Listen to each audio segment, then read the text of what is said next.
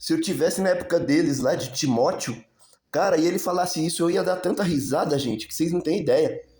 Quando a gente fala que o Pai de Jesus, o Deus verdadeiro, é amor, essa gente, pessoal, isso que vocês têm que entender, eles ficam com comichão nas orelhas, pessoal, com coceira na orelha.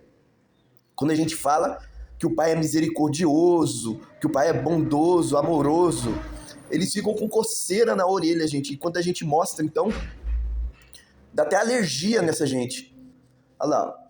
Pois virá o tempo em que não suportarão a sã doutrina. Eles não suportam o amor, a bondade, a amizade. Eles não suportam, tá?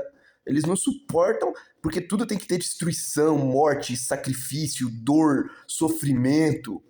Tudo para eles tem que ter isso. Se não tiver isso, eu não quero saber de amor, eu não quero saber de nada. Isso torna essa pessoa do tipo que lê que tá acontecendo um estupro coletivo, que a mulher tá num cativeiro.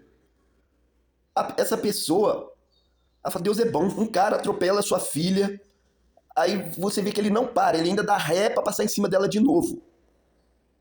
Você olharia isso e falaria, Deus é bom? Porque eles lê coisa absurda. Fala que Deus pode fazer isso. Mas não é o que Jesus diz, cara. Jesus, ele veio mostrar o amor, que o pai dele é surreal. Eu vou ler a parábola pra vocês. Então, vamos ver se a gente chega lá. Ó.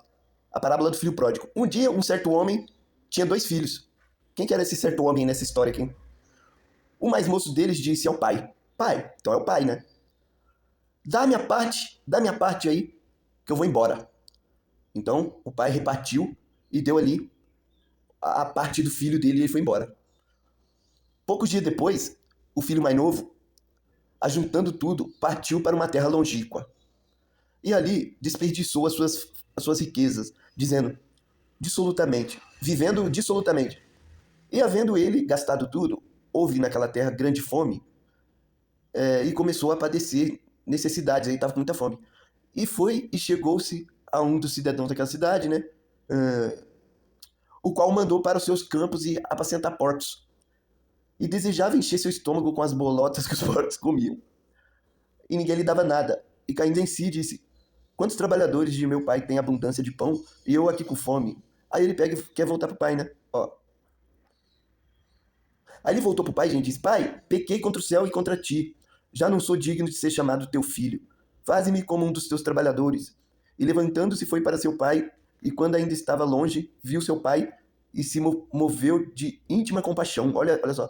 E correndo lançou-se ao pescoço e o beijou. E o filho disse-lhe, pai, pequei contra o céu e perante você. Já não sou digno de ser chamado teu filho. Disse de novo. Mas o pai disse ao seu servo, ao seu filho, trazei depressa a melhor roupa, o melhor vinho, né? Aí, ó, porque este é meu filho que estava morto e reviveu. Olha aí o que ele fala para você depois que você volta. Tinha se perdido e foi achado. E começaram a alegrar-se. Tá vendo? Você tá vendo como é que o pai é? Deu tudo, falou, vai lá. Depois quando você volta, ele te abraça e te fala que você estava perdido.